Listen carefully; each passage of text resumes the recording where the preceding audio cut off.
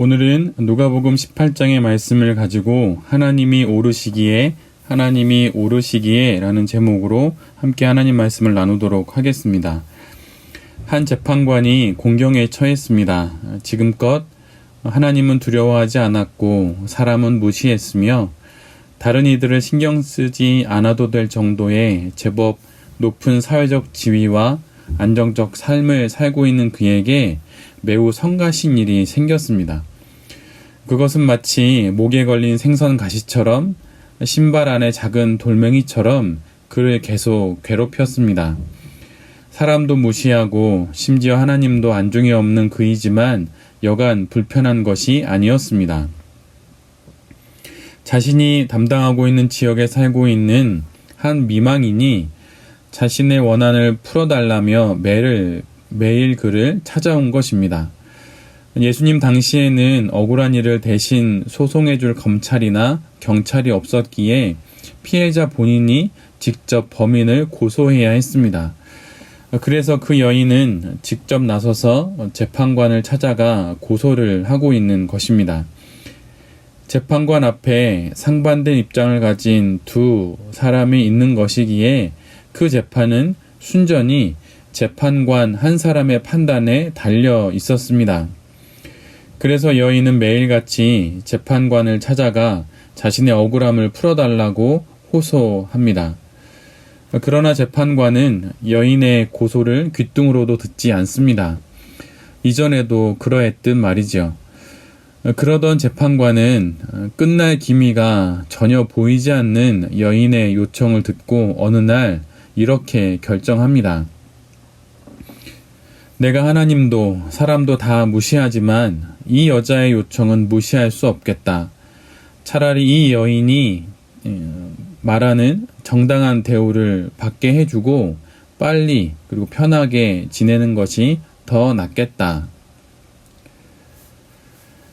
예수님이 비유로 말씀하신 이 이야기는 오늘 본문 앞에 나오는 말씀처럼 한 가지 가르침을 위해서 예수님이 해주신 말씀입니다. 항상 기도하고 낙심하지 말아야 할 것을 위해서. 이 비유에 등장하는 재판관을 오늘 본문 6절은 정확히 이렇게 기록하고 있습니다. 불의한 재판장. 이 비유에서 간혹 우리들은 하나님을 이 재판관에 대입합니다. 그러나 그것은 바른 적용이 아닙니다. 이 재판관은 성경에 기록된 대로 불의한 재판관이며 하나님은 결코 불의하지 않으시기 때문입니다. 이것은 누가복음 16장에 나오는 불의한 청지기에 관한 이야기와 많이 유사합니다. 불의한 청지기의 비유에서도 하나님은 결코 불의한 청지기를 옹호하지 않으십니다. 불의한 청지기의 행동을 칭찬하는 것은 하나님이 아니라 그의 주인입니다. 물론 그 비유의 최종적 가르침 역시 불의한 청지기를 옹호하는 내용으로 끝나지는 않습니다. 오늘 본문의 재판관은 불의한 재판관입니다. 불의한 자들은 자신의 불이익을 좀처럼 참지 못합니다. 왜냐하면 그는 자신의 유익과 편의를 중심에 놓고 살기 때문입니다. 재판관에게 있어 가장 중요한 것은 공평과 정의이지만 불의한 재판관에게 있어 가장 중요한 것은 자신의 이익과 유익 그리고 편리였습니다. 그런데 이런 그의 삶이 지금껏 거들떠보지도 않았던 당시 사회의 가장 약한 자에 해당되는 한 미망인에 의해서 침해를 받게 되자 그는 순전히 자신의 편의를 위해 그 여인의 청을 들어주어 해결하기 위해 나섭니다. 하나님도 없고 사람도 신경 쓰지 않는 불의한 재판관도 계속되는 여인의 간청에 마침내 재판관으로서 자신이 해야 하는 옳은 판단, 정당한 판단을 내리는 재판정으로 나섭니다. 1절부터 8절에 이르는 본문에 4번에 걸쳐서 반복하여 등장하는 표현이 있습니다. 원한을 풀어 주소서, 원한을 풀어 주리라, 원한을 풀어 주지 아니하시겠느냐, 원한을 풀어 주시리라. 메시지에서는 이 표현들을 이렇게 번역하고 있습니다. 내 권리가 침해받고 있으니 나를 보호해 주십시오. 정당한 대우를 받도록 해주는 편이 차라리 낫겠다. 정의를 이루어 주시리라. 권리를 지켜 주시지 않겠느냐. 이 표현들에서 알 수 있듯이 여인은 부당한 일을 당했고 마땅한 권리를 상실했습니다. 그래서 재판관을 찾아갔고 그 불의한 재판관은 자신의 안락한 삶의 지속을 위해 그 여인의 삶에 의로움을 세워줍니다. 마땅히 재판관이 해야 할 일을 마치 생색을 내듯 하는 것처럼 보이기까지 합니다. 불의한 재판관도 이렇게 합니다. 그렇다면 의로우신 하나님, 공의로우신 하나님께서 우리의 삶 가운데 의로움을 회복시켜 주시고 우리 삶에 개입하셔서 정의를 이루시는 것은 당연하고도 당연한 일이 아니겠습니까? 지금 예수님께서 비교할 수도 없는 상대인 불의한 재판관을 통해 공의로우신 하나님을 극명하게 드러내 보이십니다. 불의한 자도 귀찮아서라도 재판관이라는 자신의 역할에 맞춰 정의를 행한다면 하나님, 그분이 정의를 세우시는 것은 지극히 당연하고도 당연한 일이라고 주님은 말씀하십니다. 그런데 이 비유는 여기서 끝나지 않습니다. 예수님께서 이렇게 반문하십니다. 그러나 인자가 올 때에 세상에서 믿음을 보겠느냐? 메시지는 이렇게 기록합니다. 인자가 다시 올 때에 그처럼 끈질긴 믿음을 이 땅에서 얼마나 찾을 수 있겠느냐? 그 여인의 끈질긴 간청과 같은 그 끈질긴 믿음을 볼 수는 있겠느냐는 말씀입니다. 질문이지만 실은 확정에 가까운 말씀입니다. 보기 어렵다는 것이죠. 예수님께서 이 비유를 우리에게 하신 이유는 항상 기도하고 낙심하지 않는 삶을 살게 하시기 위함입니다. 하루에 기도를 얼마나 하십니까? 목회자인 제 삶을 뒤돌아봐도 다른 직업을 가지고 있으면서 매일 기도를 1시간 이상씩 꾸준히 한다는 것은 참으로 어려운 일이라는 생각을 합니다. 그래서일까요? 예수님도 정의를 이루어 주실 하나님을 믿고 끈질기게 기도하는 자들을 볼 수는 있을까라고 말씀하십니다. 좀처럼 시간을 내기 어려우니 기도를 하지 않아야 할까요? 그러나 정작 우리는 더 나은 삶을 위해서 마음으로 또 바램으로 시간을 쪼개 계획하고 순간순간 꿈을 꾸며 많은 시간 노력하고 또 내일을 기대야 합니다. 그러나 성도는 내일의 계획이 아닌 오늘의 영적 습관으로 사는 사람들입니다. 아무리 계획을 세워도 그것이 하나님 손안에 있지 않으면 결국 다 수포로 돌아가는 것을 우리는 수없이 경험했습니다. 설사 일이 잘 풀린다고 하여도 마음 깊은 심연에서 올라오는 알 수 없는 불안과 허무가 우리를 언젠간 넘어뜨립니다. 성도에게 가장 어울리는 삶은 계획하는 삶이 아닌 기도하는 삶입니다. 예수님이 그토록 보기를 원하시는 끈질기게 기도하는 삶 말이죠. 그렇다면 계획은 세우지 말라는 것일까요? 결코 그렇지 않습니다. 기도해야 하기에 오히려 계획을 우리는 세워야 합니다. 저도 매주 계획표를 짭니다. 그런데 목회자에게 어울리는 삶을 살기 위해서 계획을 세우는 것입니다. 기도할 시간, 말씀 묵상할 시간, 성경 통독할 시간, 독서할 시간을 만들기 위해 계획을 세웁니다. 뜻하지 않은 방문과 뜻하지 않은 만남들이 삶 속에 많이 있기 때문에 오히려 계획을 짭니다.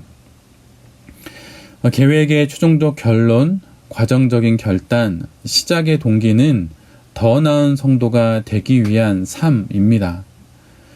주님이 어느 날 오셔서 공의를 이루실 하나님을 믿고 끈질기게 기도하는 사람들을 찾을 때 우리들이 그 자리에 있기를 기도합니다. 우리나라와 아시아, 온 세상에 그리고 역사 속에 개입하셔서 공의를 이루실 하나님을 믿고 끈질기게 기도하는 우리가 되기를 빕니다. 기도합시다. 끈질기게 기도합시다. 시간을 내고 장소를 구분해서 기도를 합시다.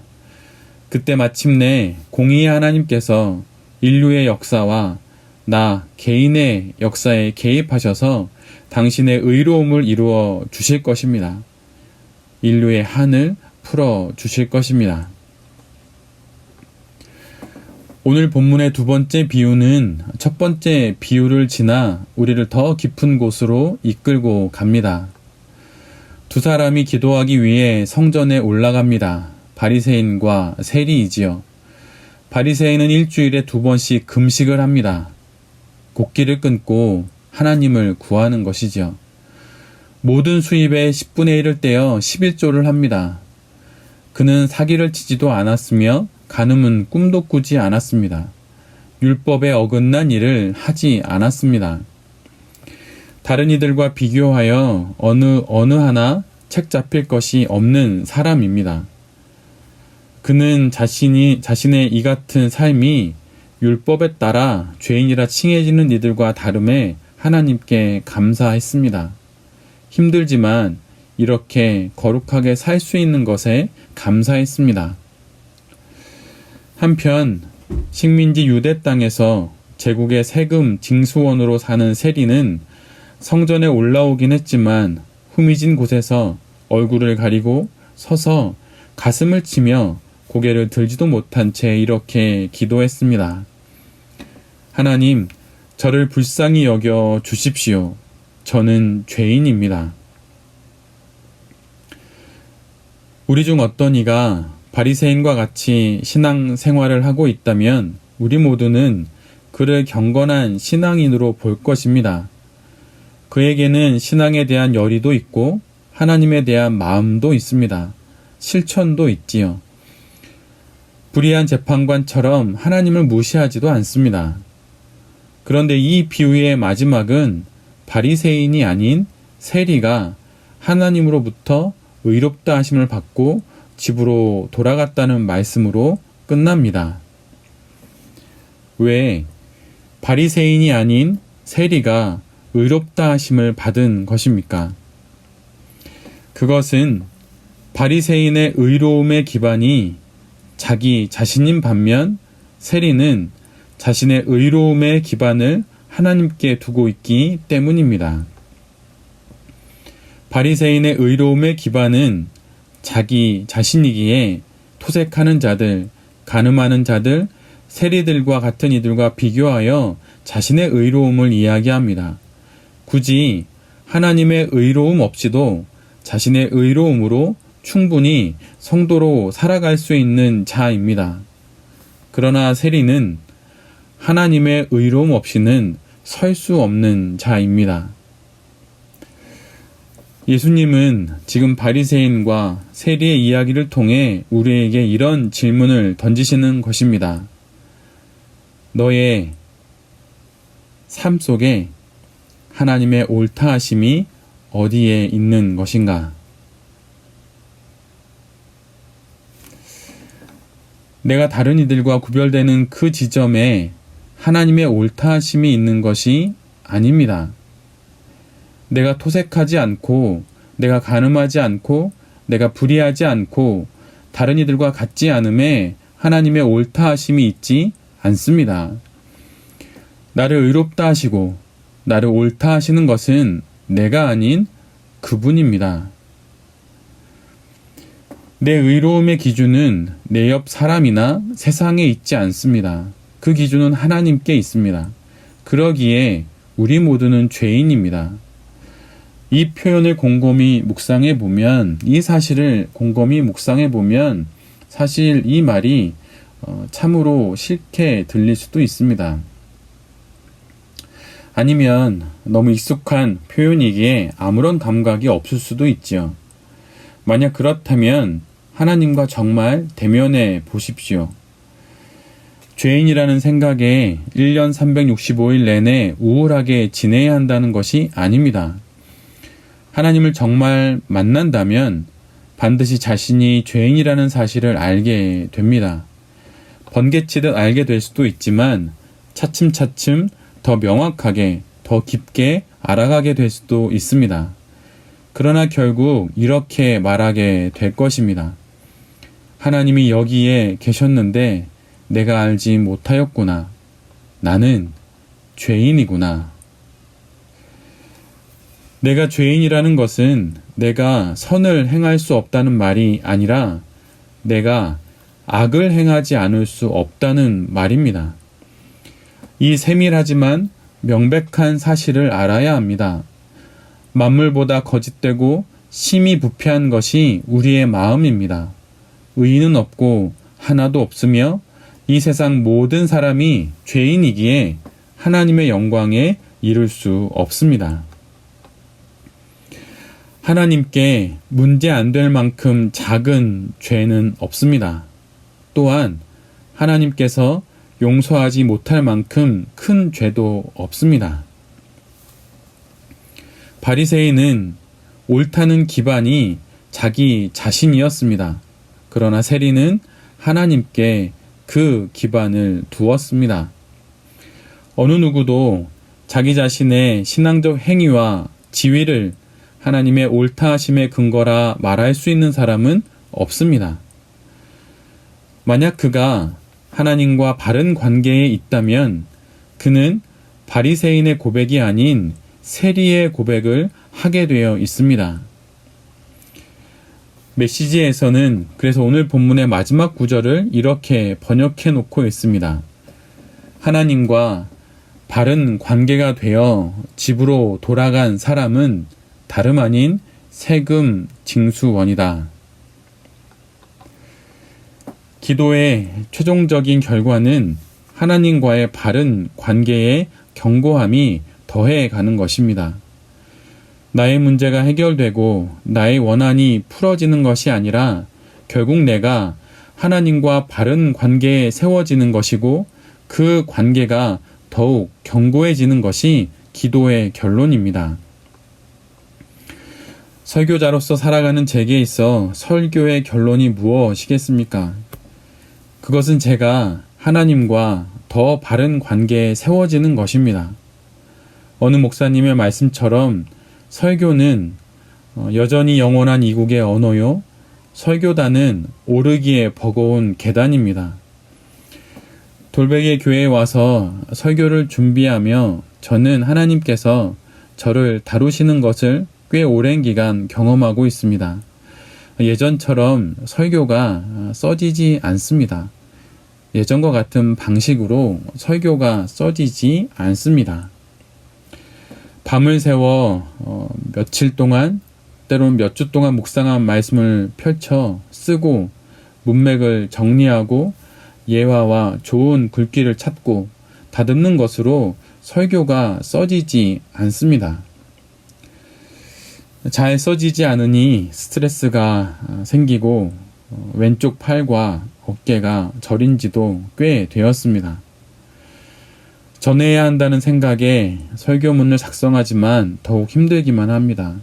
그런데 그 생각을 조금씩 바꾸게 하십니다.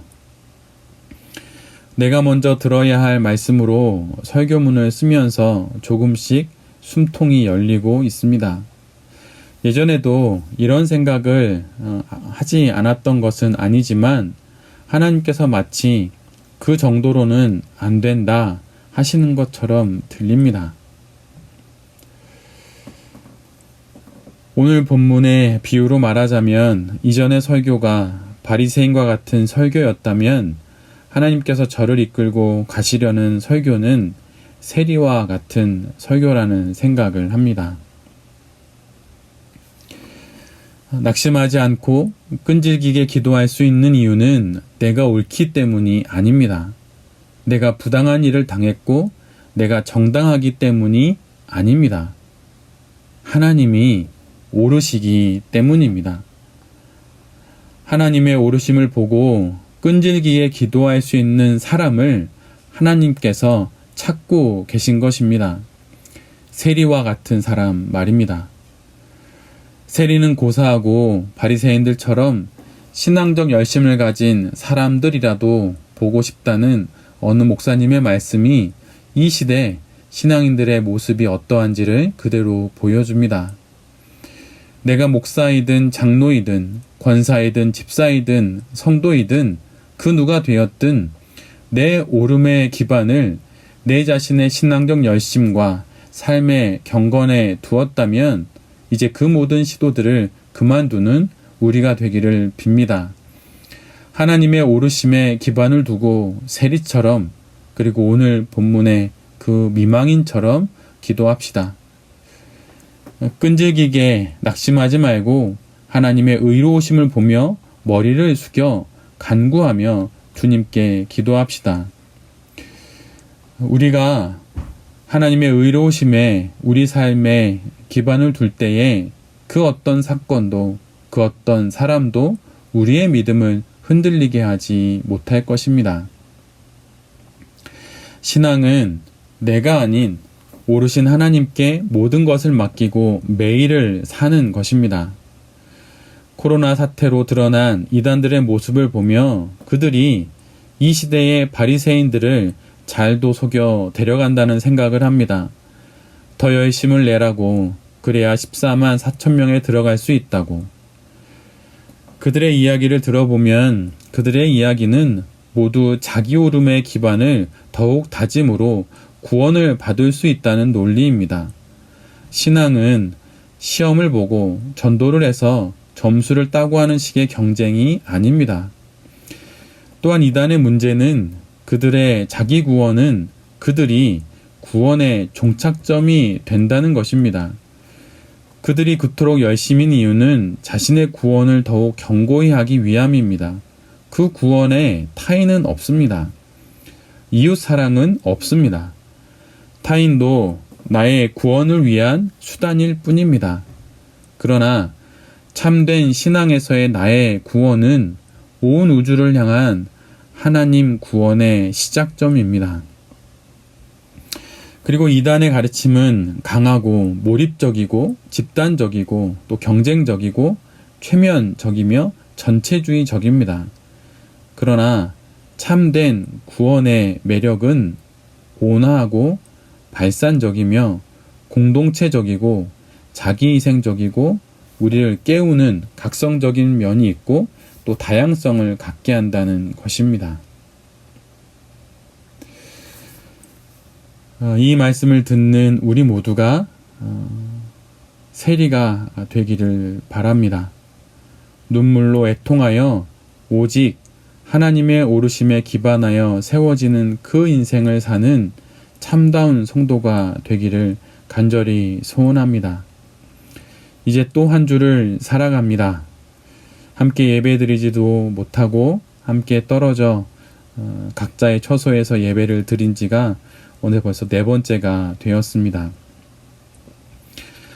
비록 우리는 떨어져 있지만 우리와 늘 함께 하시는 오르신 하나님을 바라보며 내게 주신 또 한 주를 아름답게 살아가는 성도님들이 되시기를 빕니다. 세리와 같이 애통하며 내 자신이 아닌 하나님을 나의 오름의 기반으로 삼고 한 번뿐인 이 인생을 참으로 아름답게 성도답게 살아가는 우리 모두가 될 수 있기를 간절히 기도드립니다. 제가 기도하겠습니다.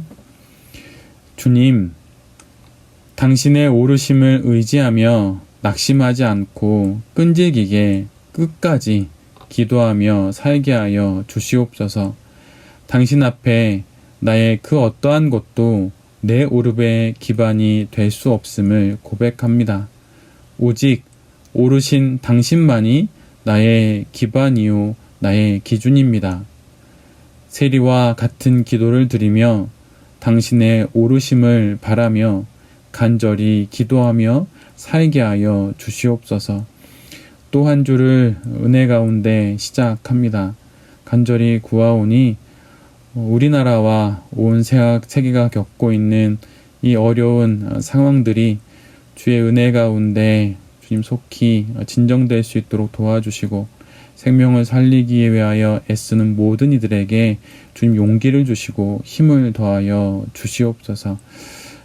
주님의 은혜와 은총 가운데 모든 사람들이 잘 지낼 수 있게 도와주시고 임마누엘 하나님의 함께 하심과 에베네살 하나님의 도우심 가운데 잘 지내다 다음 주에 또 만날 수 있도록 주님 은혜 내려 주시옵소서. 이 모든 말씀 예수 그리스도의 이름으로 기도드립니다.